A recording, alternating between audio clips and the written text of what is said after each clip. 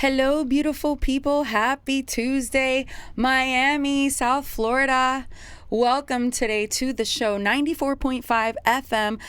Blink Radio, WSQF. You guys can tune in and listen to us on WSQFradio.com. We are here with our beautiful guest for the first time, Cheryl Johnson, who is the founder of Harmonic Leadership. I've never had the opportunity to interview someone on this topic, so I'm super excited to see what unfolds today. And she just flew in from Virginia. Thank you so much, Cheryl. Welcome.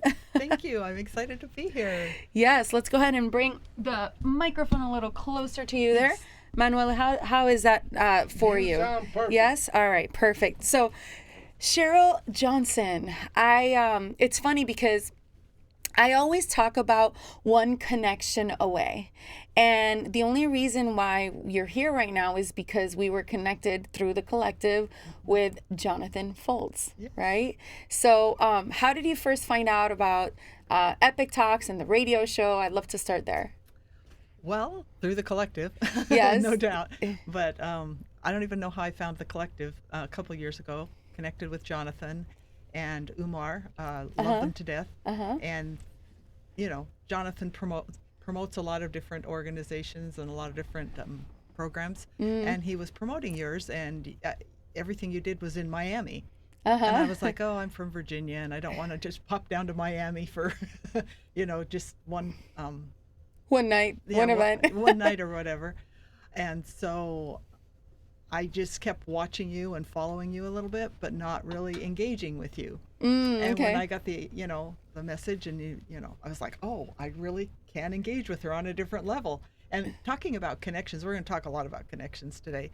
So I was just super excited, and once we talked, I was like, I got more and more excited, and That's good. Now you're here. I know my friends are like, where are you going? What are you doing? And I'm like, I really don't know, but that's okay. She's adding some excitement into her life. And Yes. we literally just were talking about where she comes from. She lives in 8 acres of land where really doesn't even barely turn on her car. And now I got her staying in Brickell where all the city is going crazy. And now she's here on the show. And that's what leadership is truly about. It is. Taking that leap of faith and believing and trusting the process and going with the flow and creating new experiences in your life. I'm a true believer that you get to create the best version of your life, the best version of yourself, the best version of what you think your life could be, right? So that's why we do what we do. So I want to get into harmonic leadership, and I was reading, through your questions, and I'm like, I wanted to know, first, how did you come up with the concept of harmonic leadership? Well, like everything else in my life, I kind of stumbled upon it. And let me go back a step or two. I've been an instructional designer. I write training programs for, I've done it for 20 years now. Living in Northern Virginia, as I'm sure anybody who lives in Northern Virginia knows, your primary customer is the federal government. And I've worked for, Fortune 100 companies and nonprofits, you name it. I've worked for them. What is an instructional designer? I know. I've never heard of that before. Another term. I write training programs. Okay, gotcha. It's that simple. And I facilitate and deliver training programs. And to that end, many of them have been leadership programs. Okay. And those leadership programs vary anywhere from, we'll talk a little bit more about agile, which is a very process-oriented, step-by-step type thing. And then Jonathan's favorite word, his favorite concept, conscious leadership. I first got introduced to that concept from him, and I kept asking everybody, what is conscious leadership? And even Jonathan was like, he can't tell me exactly what conscious leadership was. So I started looking into it and found out that it was really just being more aware, being more, connected to the people around you. But one of my favorite models was servant leadership, and that's where I love that. I know, instead of the leader being the one in charge that always, dictates everything, they're more in tune with the people that they serve. And they're there to make sure that their needs are being met, and then in turn, people respond accordingly. And so it's a mutually beneficial relationship. And so I kept thinking, which of these models do I like, and all these other models that I've worked with, and I was like, I don't know. And finally, one day I was just like, we all love AI, right? AI is Uh-huh, our who favorite thing. doesn't? So I was talking. AI or die. I know. And that's what Jonathan was. That's how I met Jonathan. And I was playing with AI, talking to AI, saying, hey, which of these, tell me more about this, tell me more about that.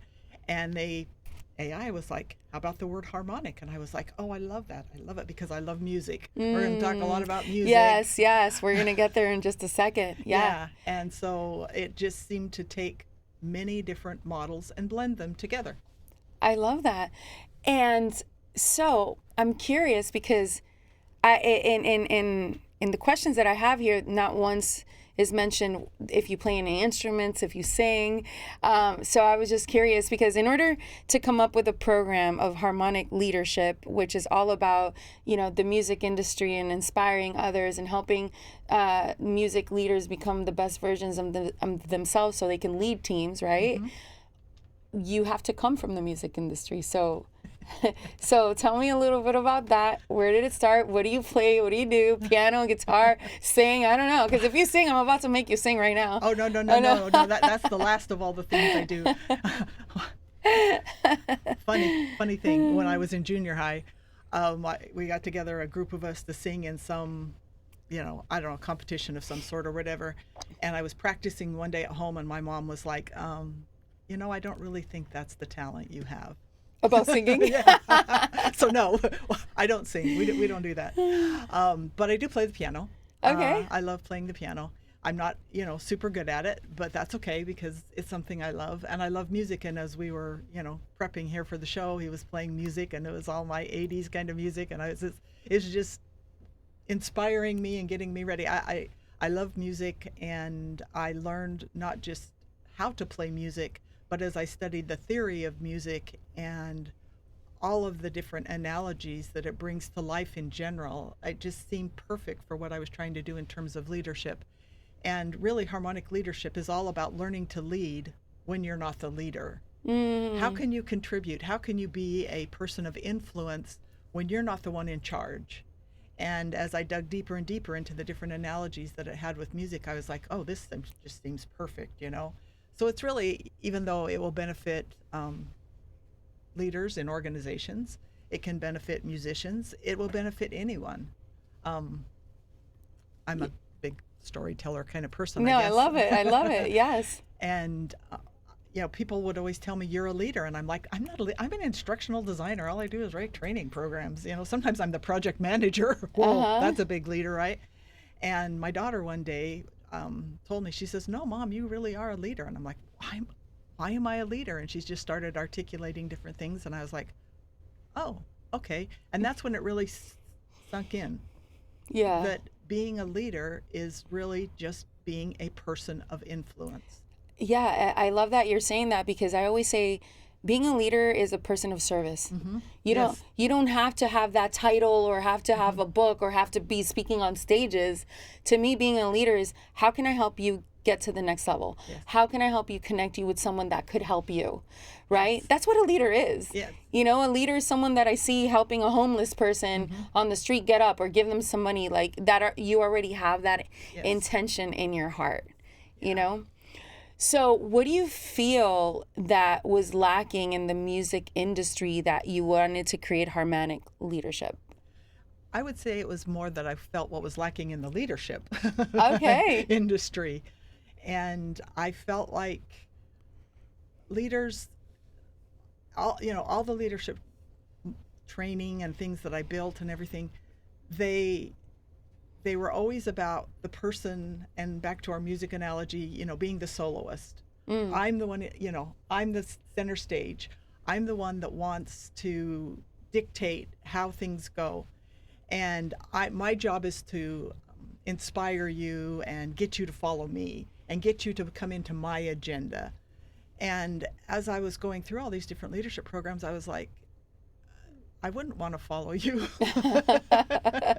Yeah. And I thought, if I am not wanting to follow you, why am I writing all this training to help other people follow you? It just never, I've always kind of Simon Sinek. There's a lot of things about I love Simon Sinek. Start with why. Yeah. And there's a part of it. Start with why. But even still, there just seemed to be something lacking, and it's that word connection. You brought the word connection. And when you can connect with other people, and music, think about listening to music, and what's your favorite song? Why is it your favorite song? You feel connected, and and I'm also, more so than a piano player, I'm a dancer. Okay, I love dancing. I know. That's my musical connection. And if you love Latin music, I'm Latina, so yes. you'll understand. And it's just, dances don't work unless there's a connection. When I was younger, I was a dancer, but almost all the dances were choreographed. So it was like, here's all the steps, follow the steps, listen to the music, get in tune with the music, and you'll do fine. But then as I got older and married, my husband and I took some partner dancing, and over the word that just kept coming back was connection. If you're not connected to your partner, you can do the most simple dance and it looks gorgeous if you're connected. Yes. You can do the most technical, difficult dance, and if you're not connected, it just sucks. No, I agree with you. I agree with you. It's like dancing salsa with somebody that doesn't know how to dance salsa. You're totally like not in tune, Oh my gosh. Yeah. I love that you're saying this, because one of my passions is dancing, cooking and dancing. Hey. That's, I'm Latina, I'm Puerto Rican. And it's funny because like, when I grew up in a Christian home, so I wasn't allowed to listen to what they would call secular music, right? And I would take myself up to the roof and put on this little radio that they didn't know I had, and I taught myself how to dance salsa and merengue and everything, and I go and destroy the dance floor anywhere I'm at. You know what I mean? And I just love it. And to me, dancing is a way of therapy. It is. I don't even have to go to like a psychologist or a therapist to like let my stress go. I just go dancing. It is. And I think it's funny because my husband was 100% not a dancer, like totally. And he was like, didn't want to do this. And he's like, okay, we're married. So, you're supposed to, try to do what the other person likes. That's part of your being married or whatever. But he's like, this is not me. And he went. And even when we were dancing, I think part of it too is because he saw how much joy it brought to me. I know. And he was like, I love this because it's bringing you so much joy. And this goes back to leadership. I love that. When you are engaging with other people and you realize that what you're doing brings them joy, there's just some kind of connection there. And then people want to work for you. You don't have to try all these techniques or agile step-by-step processes to get people to perform. They just want to perform because they love you. And I don't mean, romantic kind of love. They just love you. 100%. I love that you're saying this because I'm the kind of person where I'm just like, what do you love? Right? And then when somebody tells me, I'm excited about this, or I ask them, what are you excited about? I'm excited that, then I make it about them. Yes. The moment you make it about someone, then they start talking about themselves and they get excited, then they start trusting you more. Yes. You know what I mean? So that's like my little secret sauce, coming from a place of service, asking them about them, having them talk about themselves. Because in full transparency, people love talking about themselves. They do. What is something that has you excited? If I were to tell you right now what I'm excited about in life right now, you would be like, oh my gosh, this is like, great. I would love to tell you, right? But I'm more interested in you. I'm more interested in adding value to you. I'm more interested to getting to know you as a person and what you're creating with Harmonic Leadership and, all the musicians out there. I think it's interesting because you say the word trust, and that at the core, if you can get people to trust you, you can get people to do anything for you. 100%. They just want to engage. You even think about your children, and as a parent, we're a leader. As a parent, you're a leader. And if you can get your kids to trust you, they want to, vacuum. They want to do the dishes. Yeah. Now, mind you, when they get to be teenagers, totally different story. We won't go there. That's a whole different ballgame. But that's, once again, you're a person of influence, and building that kind of trust. And when you talk about, talking to other people, there's three different types of listening, and we're all familiar with the most common one. I'm listening to you just long enough so that I can formulate what I want to say back to you. And I'm more worried about what I'm going to say than really listening to you. And then, of course, there's what we call active listening, and that's where you're listening and I'm repeating back what you're saying to make sure I understand you. I'm getting on a different level.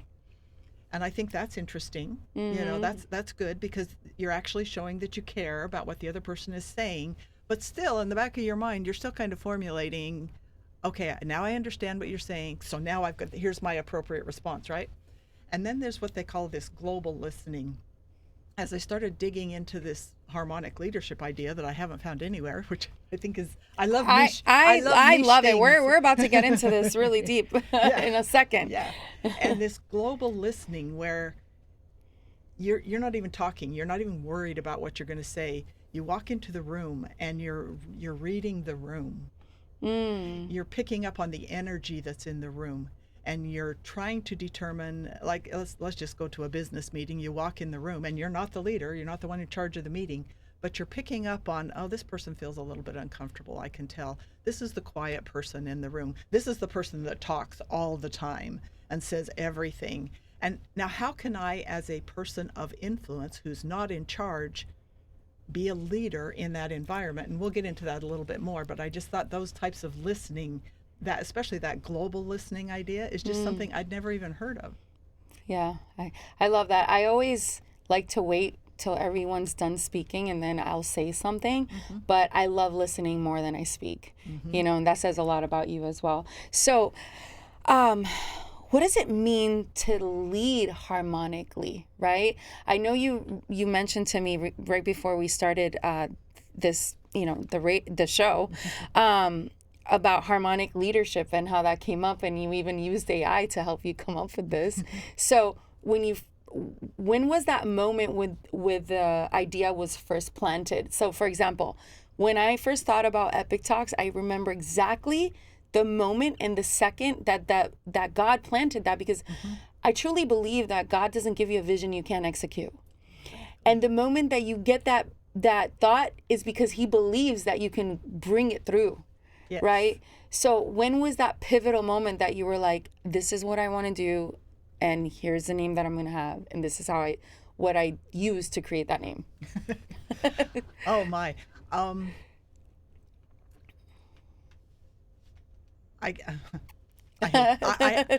hate saying this. There's our pre-COVID days and then our post-COVID days, right? Yeah. Sorry, but this, because it's so applicable, I can't avoid saying pre-COVID. Pre-COVID, I was extraordinarily busy doing my instructional design work and creating training programs and doing all the things I did. And I was living in Virginia, but oddly enough, I was working in California full time. So I was commuting back and forth just a little bit, but spent the majority of my time in California. And I absolutely loved that. Was, of all my jobs that I had, that was my favorite job that I had in the many years I did it. I came back to Virginia because of COVID, and they didn't want people working on site, go figure, which was a blessing. And after that, I was just like, I couldn't find work anywhere. And I was like, oh, this is, and that was so unusual. I was always able to find work. That wasn't a challenge I ever had. And I'd always wanted to create my own learning program, because I felt like all the learning programs that I was creating they weren't adding as much value as you wanted them to. Yeah, you said it perfectly. Yeah. And so I think that's when I first came across Jonathan, and we were at some leadership, program that they put together. And that's where Jonathan brought up this idea of conscious leadership. And I started looking into it, and I was like, that's kind of a good idea. But it's so esoteric that people want something they can grab onto, right? And then I like I said, I really like the idea of servant leadership, and people, unfortunately, it's my least favorite is the Agile program, where it's kind of step-by-step process. And I just kept playing with it and writing training for myself. I wasn't delivering it to anybody, putting it all together, and none of it was resonating. None of it was, even hitting the mark for me. And so I was really struggling. And finally, when I came across this, or AI helped me come across this harmonic leadership idea, just probably even 6 months ago, it was like, this is it. This is exactly what I want. Because as I started taking my music background and my dancing and my piano playing background and my music theory and all that kind of stuff, I was like, these analogies fit perfectly. And that's nice. You could write a book about analogies and talk on a podcast all you want about analogies. Yeah. But how does this play out in real life? And as I went through it, I was like, this is so perfect. This is the thing that's been missing in all of these training programs that I've built. And I've built tons of them. I love, yeah, so you know it, the business inside and out. Mm-hmm. So I have a question here for you. So if harmonic leadership is the goal, what does dissonant leadership look like in a modern workplace? Oh, that was the one that it's interesting. I feel like this conversation is just going right where it needs to go. Because that is the hardest concept to get people to engage with. Think about cognitive dissonance. Okay. Think about something, you grow up and you're taught, certain things your whole life. You grew up Christian, I grew up Christian, and all of a sudden somebody presents you with an idea that just goes counter to everything you've ever, been taught. And now you start questioning yourself. And it's a really uncomfortable feeling. It just is like, and if you go back to the music analogy, you think about, okay, so you have, major and minor chords. Major chords, happy, everything. And then you have your minor chords, which I find much more interesting because they're, there's something mysterious and, about them and kind of unique. But some of them can be sad. But then there's these ones called chromatic.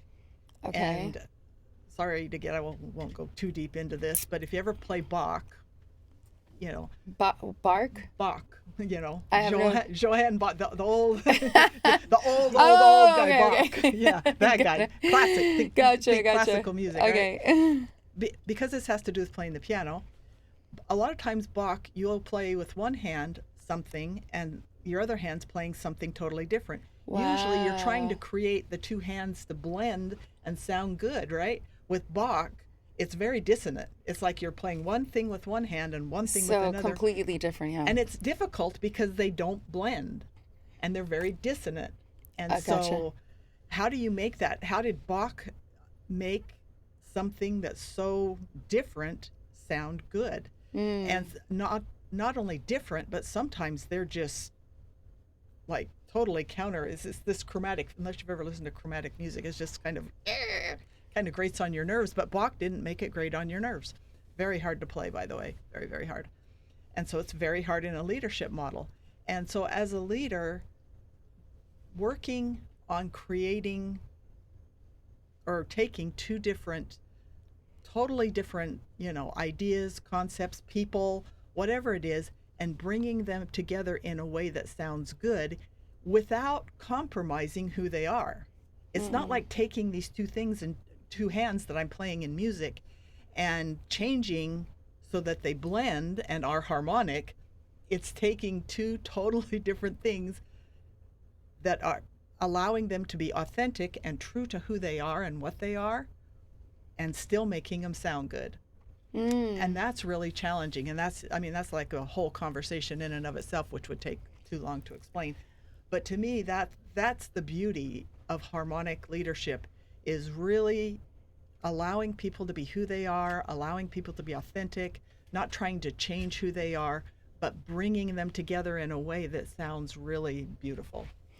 So you've created a harmonic leadership program? Yes. Okay. So I want you to tell me a little bit about what that program looks like and who is it for? I wish I could tell you what it looks like, because I've delivered it to, just as a beta test out to some various people. And every time I get into it, and I have my, my structured plan, my little agile process that I don't really like, but that's what people like. People want a step-by-step process. Tell me, If I have a problem, how do I solve it? Give me A, B, and C so I can get to D, and we're done, and we'll call it good. But every time I start delivering it, people are like bringing in their own selves. It's Bach, you know? Yeah. And I'm like, oh, okay, we've got to change things up a little bit here. And I'll say, okay, well, next time we meet, we're going to talk about this because this is what you wanted to bring to the table. And so I have a hard time having an absolute script or curriculum, whatever you want to call it. I definitely have a format. I definitely have a, here's the concepts and topics we're going to talk about. But it's really just about you coming and let's talk about you. Let's talk about what you're doing, and how each of us can, bring out the best in ourselves. And it's basically people in the music industry. No. Okay. No, it's anybody. Oh, I love that. I mean, it totally started off as just a leadership program for people in corporate America. Okay. And I was like, I've done that too much in my life. I was not that interested. It's really about learning to be the leader when you're not in charge. Gotcha. What do you feel are like the most common signs that an organization is out of tune? Number one, they're missing their benchmarks. Okay. If you're the CEO, that's the number one thing you look at. But, oftentimes you'll see people, you see this all the time, even if they're in sync, is people standing around the water cooler, people complaining, people being unhappy, people not wanting to show up to work. A couple of people in my beta group that I'm working with are working under some very challenging circumstances. And they're explaining to me, and I won't go into detail because I don't want to, divulge any kind of confidentiality things there. But they're having a really hard time. Their jobs are in jeopardy, and they don't feel like leadership is listening to them. And so they come to this program, and they're, thinking that it's all about, I'm the manager, how do I get my employees to do X, Y, and Z? And they're like, all of a sudden, I'm no longer a manager, I'm just a human being. Yeah. And rather than managing people, I really just want to connect with people. And that's back to that back word. To connection. It's interesting you say this because one of my best friends, she told me a story yesterday that she just experienced 2 weeks ago. She had an employee who was slacking on the job, and her clients were complaining. She's in commercial real estate, construction, and all that stuff. And I guess the guy was just sitting in his car and not really doing anything and just kind of supervising, right? So, and it was costing the company money, right? And they were, doing the numbers and stuff like that, and there was some money missing or whatnot. So they fired him, right? 2 weeks later, he committed suicide. So she's taken a heavy load on that because she's the one that fired him, right? And he had 3 kids, and he put his child to sleep, and he shot himself in the head after he put his child to sleep, right? So in my mind, when she told me that, when an employee is failing at their job, just like a student in school. Yeah. Like, I was a foster child. My parents were heroin addicts. I went into the foster care system. I had abandonment issues. I felt I wasn't good enough. I wasn't happy in my foster home. All of these traumas. But because of all of my traumas, I was acting a certain way as a troubled child in my school. Not once did somebody tell me, how can we help you? I was getting punished or beat up or hit or suspended or whatever. How different would have it been if they would have been like, what do you need? Like, obviously there's something wrong going on, right? So when she was telling me this, I was like, what if they would have been like, hey, what is going on with you that you're not performing at your highest? How can we help you? Or how can we bring emotional intelligence into your life or mindset, right? So the reason I am where I am now is because I realized on my own that I needed to get help, like personal development. So I invested in myself. I got into emotional intelligence. Like, I've invested over $250,000 of my own money into myself to become who I am now, right? And that's been in the span of 10 years. So I would invest here and here and here, and I'm like, this is going to help me get to the next level. This is where I'm going to learn. This is how I'm going to learn how to become an author or whatever it may be, right? But I invested in myself. But it's because God gave me the wisdom for me to realize that I needed to get help for me to become better. So what if leaders or companies were like, if this employee isn't performing at their best, why? Marriage is wrong, kid is sick, you know what I mean? So that's why, like, I love this, because I think that the reason that people are failing in companies and getting fired is because their leadership is failing them. Their leadership is struggling. Their leadership, right? So I don't know if you've seen those videos where you have the teachers that have these little handshakes with the teachers before they get in, or they get a hug from the teacher before they go in, right? That's a teacher being in leadership and giving love to the child before they go into class, right? I think in today's society, everything is so transactional. It is. And people aren't feeling the love. You know, people are depressed. Yes. People are feeling betrayed. People are feeling that they're doing so much for others and other people aren't reciprocating, you know? So that's why in my day-to-day life, like, I'm intentional. Who can I help today? Let me open this door. Let me tell somebody, your hair looks great. I love your shoes. Hi, let me buy you a coffee or lunch or whatever it may be, right? So I think right now what is lacking, especially with everything that's going on, is leaders who are willing to give more and love more. So that's why I love that you're creating this, and you've created it already.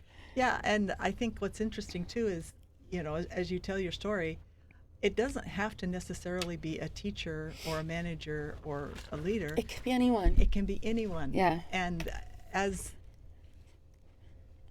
the other thing you said that really resonated with me is you spent over $250,000 in yourself.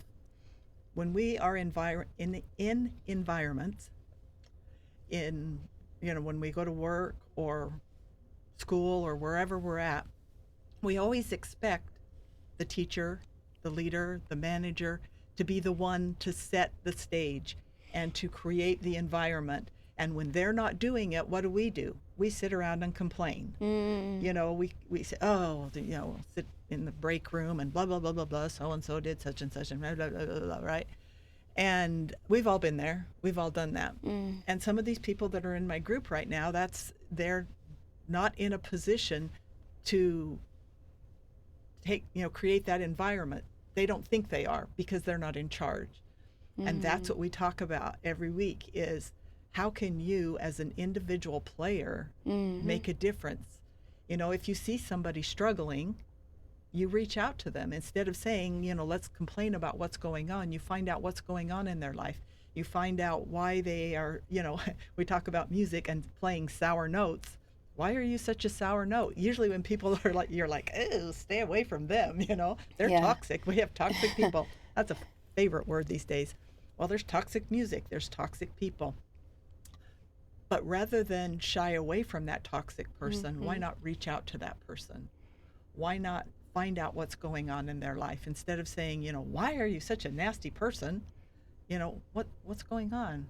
How can I help? What and how? What's going on and how can I help? 100%. That if you walk away from nothing else listening to this today and you want to be that person of influence, walk away saying, what can I do and how can I help? 100%.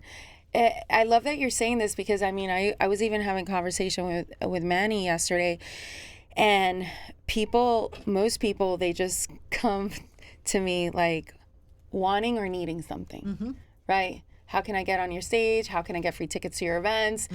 Take to introduce me to this person, right? It's rare that people are like, hey, Mel, I'm bringing 10 people to your event that already purchased tickets. Can I get a comp one because I brought them? Yeah. Absolutely. Yeah. Hey, I'd love to be on your stage. What's the investment? Not, hey, let me get on your stage when, my events, they're expensive. Yeah. Like, I have to get a venue. I have to pay staff. I have to pay my camera crew. You know what I mean? Like, really? So, and you don't forget those people. You don't forget the ones that do that, but you also don't forget the ones like, hey, how can I help you? What do you need help with or support with? I have a big email list, right? So my friends that have courses, I'm like, hey, Send me an email so I could send out to my community and blast it off. Send me your flyer so I could put it on my social media, because I have, over 100,000 followers throughout all of my platforms, right? So I love that we're sharing this. I don't really talk about this a lot on the show, but this, I think, is what harmonic leadership is all about. It is, and it's interesting because I don't, I'm not one of those. We had this conversation beforehand. She asked me what my Instagram handle was, and I'm like, well, I don't know. I have 2 of them, but I never use them, kind of thing. And I live on 8 acres out in the middle of nowhere. I like being by myself. I'm 100% introvert kind of person, so I'm not the kind of person to go out and do those types of things. And so I've had to ask myself, what can I do? Well, before we came in here, we were talking about the fact that I had no internet when we first moved. I mean, 0 internet when we first moved into our property. And Elon Musk saved us with Starlink. Okay. So all I'm doing right now is simply reaching out and, putting together these harmonic leadership things. And, people are like, well, how much does it cost? And I'm like, right now, it doesn't cost anything. You can just join my group, because I just want people to feel like, this is the one simple thing I can do to give back. I'm not kidding. For 20, 30 years, I've been an instructional designer. I've made a good living. My husband makes a good living. We're in a comfortable position, and there's just a lot of people who are in need out there. And I think that's the servant leadership model that I like, and that's what I try to do. So I can't help in a lot of ways, but what I can do, I hope helps a few people. 100%. It's always like a domino effect. One domino, it's going to make the other ones trickle down. And that's what it is, just one person at a time, So could you share a success story? Tell us about maybe a team, right, that applied these principles and transformed from dissonant to harmonic leadership. Okay. I'm sure people would love for me to share a corporate example. Okay. But I'm not going to. How about you share both? Yeah. Okay. I'll share the personal one first, because as you were telling your story, I was doing the active listening, not the global listening. I was thinking of it made me think of, a lot of things in my own life. And my son grew up struggling with a learning disability, and he had some really significant challenges. And if I'm an introvert, puts me to shame, kind of thing. And he was in 7th grade, and I remember his teacher coming to me and telling me, "You do realize that your son pretty much can't read." Okay. And I was like, "Oh, this is going to be challenging." And we've employed a lot of interventions and things, and he's doing really good in his life right now. But I remember her telling me that as a teacher, she gets up, gives the lesson, ask anybody have any questions, here's the assignment, gives an assignment. And, kids that aren't introverts and good students raise their hand, hey, I have a question, here's a question. You've been there. We've all been there, done that. And she said he would never ask for help. And I was like, yeah, that's definitely one of the things on his IEP is he needs to learn to advocate for himself more. But he wasn't quite ready for that step in his life yet.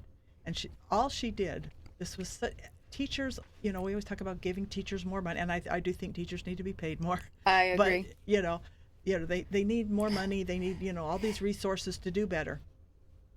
This was one simple thing. She said, whenever I was presenting the material, I could always tell by the look in his eye that he wasn't getting it.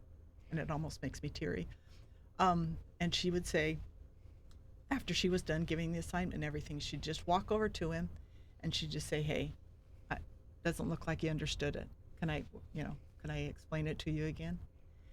And at the end of the school year, they call, how they give awards for everything, give you a trophy for everything. They called me and they said, hey, we want you to come to the awards ceremony. And I was like, I'm working, I'm busy, I don't want to come to an award ceremony to see him get some little ribbon every kid's going to get, right? And they said, no, we need you to come. I said, okay, whatever.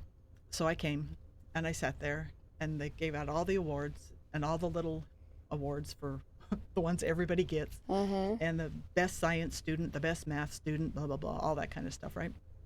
And I was like, oh, why did I was just about ready to get up and leave.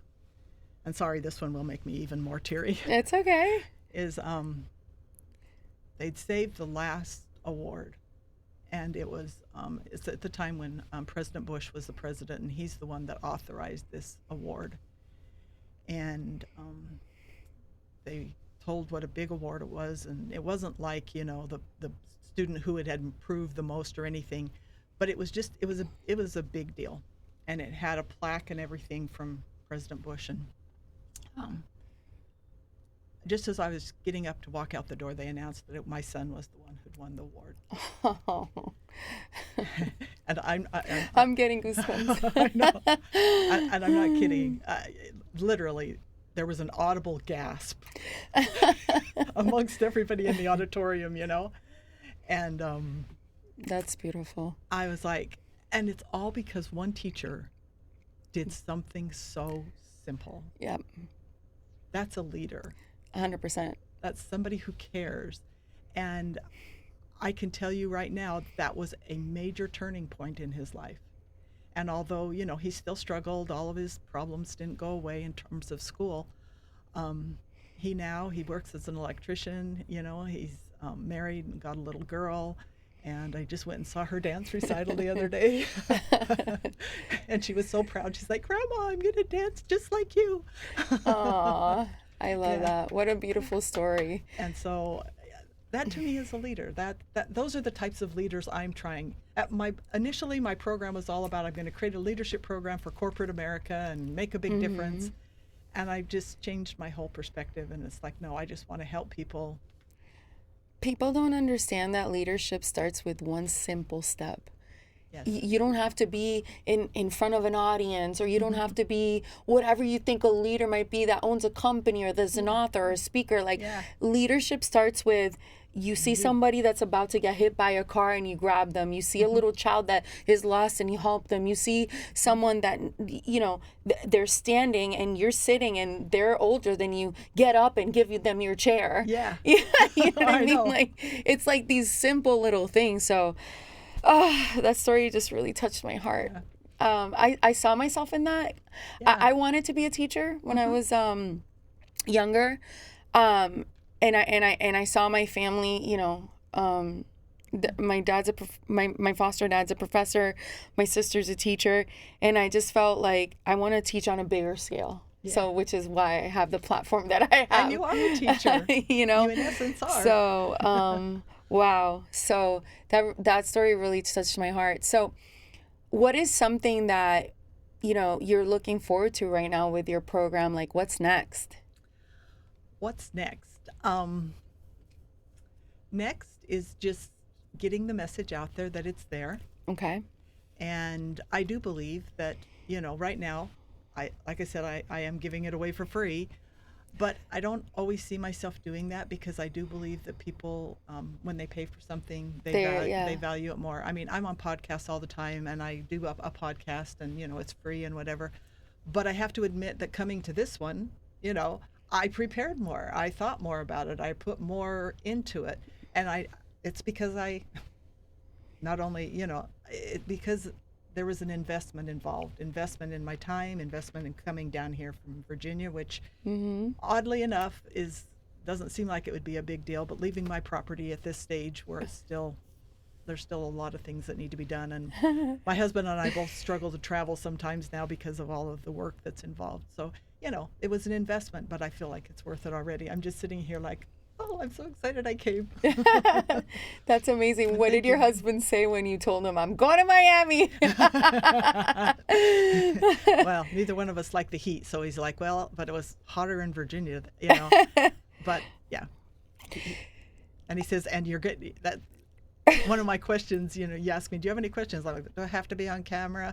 And that's what he says, you're going to be on camera? Yeah. I'm like, oh, yeah. No, that's great, because you get to take, with this content too, you get to take your free course and monetize it. Yeah. Right? Because God is honoring you with this blessing to bless others, but we also get to bless ourselves by making money from our hard work. Yes. You know, and there's nothing wrong with that. No. You know, and you could start little by little. And I'll give you a good example. When I first started Epic Talks, it was free for the first year and a half. Yeah. Free. Yeah. But I started building my name, yes. Epic Talks, and I was bringing in big speakers, right? Yeah. But I was investing almost $3,000 to $4,000 a month of my own money to be able to build my name. Yes. Right? So then after that, then I was like, oh my God, $15 a ticket. Are they going to drop off? Oh, I was scared. Yeah. The right one stayed, right? Then $35 a ticket. Are they going to drop off, right? Then the pandemic happens and I was like, oh my God. Then I decided to throw my first event. I charged $50 a ticket and people paid. Then the event where I started charging the prices I just charge now, they had canceled Swim Week. They had canceled Art Basel, everything. And I went to the SLS and those big organizations had canceled. I hadn't. So I went to the SLS, hey, how about I do a fashion show and an art event here? Wow. And I'm going to bring musicians and we're going to bring up the SLS name again and make people know, let people know that it's open. And they were like, okay. I charged $150 a ticket. 350 people showed up. Wow. I never lowered my price. Yeah. You know what I mean? So we get to get rewarded for our hard work and not be shameful about it. Right. You know? And I'm adding so much value to people that, yes, I get to charge the high prices because I'm putting in my time. I'm putting in the work, you know? And as a Christian, growing up as a Christian, as you know, they shame you for wanting to make so much money. No, God, the Bible talks about God is a God of abundance. I know. God is a God of leadership. God is a God of fruitfulness. Because without money, how are we supposed to bless others? Exactly. You know. Well, my favorite parable in the New Testament is the one of the talents. You know, He gives you talents, and the one, if you don't take the talent that He gave you, then He's not happy with you. He wants you to take your talents, and He wants you to multiply your talents so that you can bless other people. 100%. So if a leader's listening right now and wants to bring harmony into their team, what's the first, most impactful step that you would say that they should take? I think you already said it. Invest in yourself. Take the time and whether the financial resources, your time, whatever it is, look inward. What is it that I need to create harmony in my own life? Because you can't create harmony in your environment if you're not feeling okay. You can't pour from an empty cup. Exactly. And so I think, and I'll just say it, I feel like you've led me today. I've been inspired by the things you said and the things that, the opportunity that you've given me. And so, take the time to invest in yourself. And it could take money, whatever it is. If you just need to sit down and talk to people and say, hey, I'm really struggling in life, give them the opportunity to bless you. We never want to ask for help in our lives. And I think asking for help to see yourself, and that's in our last little session that we had, it's, we cast a shadow wherever we go. And it's easy to ask your best friend, well, hey, tell me some things I need to work on. They're going to be nice. They're going to be sweet. Oh, you may ask your spouse. They'll be a little more honest. Yeah, 100%. Ask your mom, as I told you earlier. My mom told me best advice she ever gave: don't sing. That's not your talent. But ask the people who don't like you what you need to work on, and that's hard. That's hard to hear those things.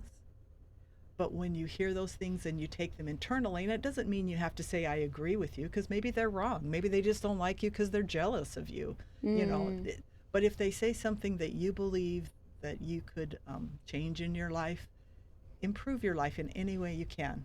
It doesn't take money to change your life all the time, but invest in yourself and be a person. And this is another thing we talk a lot about is energy.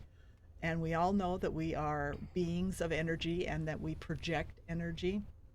Like sitting in this room, I feel energy. I feel positive. I feel like the people that are in this room are lifting me up and making me feel better. When you walk into a room of people whose energy is negative, you feel it. Mm-hmm. But instead of letting that energy rub off on you, you stop and you take a few minutes and you go, okay, how can I change the energy? And sometimes just simply sitting there and emitting quiet, positive energy is enough to change the energy in the room. I love that. And I'm a true believer in surrounding yourself with the right people. Yes. That changes everything. And like I tell some of my friends and even clients, what are your conversations like when you're feeling depressed? Mm-hmm. What was the last conversation you had with someone? Or what was the conversation you had with your husband, with your wife, with your mom, with your dad, with your brother, with your sister? If they are not elevating you, take a step back, even if it's for 30 days. You know, regulate yourself. And I remember when I first got into personal development, I had an exercise where I had rubber bands on my wrist. Mm-hmm. And anytime I would have a negative thought, I would slap myself, right? So then And my subconscious was like, oh, negative, oop. And the moment a negative thought was about to come up, I was like, oh, no, because I don't want to hurt myself, right? Yeah. And that exercise actually worked. And especially with everything that's going on in the world right now with politics and religion and wars and, you know, and Texas and California and, you know, a lot of negativity out there, right? People are so used to talking about things with low vibration. Yes. So how do we elevate ourselves, right? So I have a morning routine and I make sure that I honor myself with that morning routine. I wake up for prayer group at 5 o'clock in the morning. It's a 20-minute, you know, prayer group. And then after that, I get up. I set an intention for the day. How do I want to feel? I listen to Joyce Meyer. I listen to, I don't know, Joel Osteen or David Guyam or, you know, all these people that are going to elevate your vibration. So how you start your day is going to set out the tone for the rest of your day and who you come across, because everything is energy. Everything is harmonic leadership. And on the last music note, I can tell you when I wake up in the morning, one of the first things I want to do, I'm not as good as I could or should be, is I turn on really positive music and I dance. Yes. And it's so nice. Nobody's in my house. I could do it to my heart's content any way I want. Don't have to look good. Who cares? It's fun. I love that. What is one nugget that you would like our audience to leave with today about what you're creating and the impact that you're creating and the leadership that God has called you upon and harmonic energy? Be a leader even when you're not in charge. And don't be afraid to be that leader. And don't feel like you have to be the person in charge to have a positive influence on not just the people that are around you. It's a ripple effect. I love that. Where can people find you, find your work? Do we have that yet? Yes, we do. Okay. But it's kind of weird. I'm going to change the URL, but I'm sure you have show notes. So, yes. So people don't have to remember it. No. My original website was readwritetechnology.com because that was from my instructional design days. But I have a website that's devoted to this, and it's /your-divinity. Your-divinity. Yeah.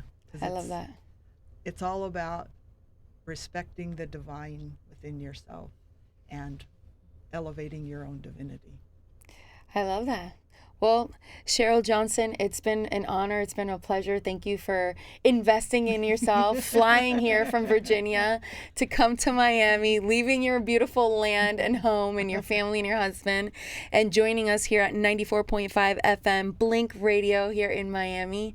God bless you so much. I'm grateful that you're here. And I'm grateful you invited me. Thank you so much. Thank you. Yes.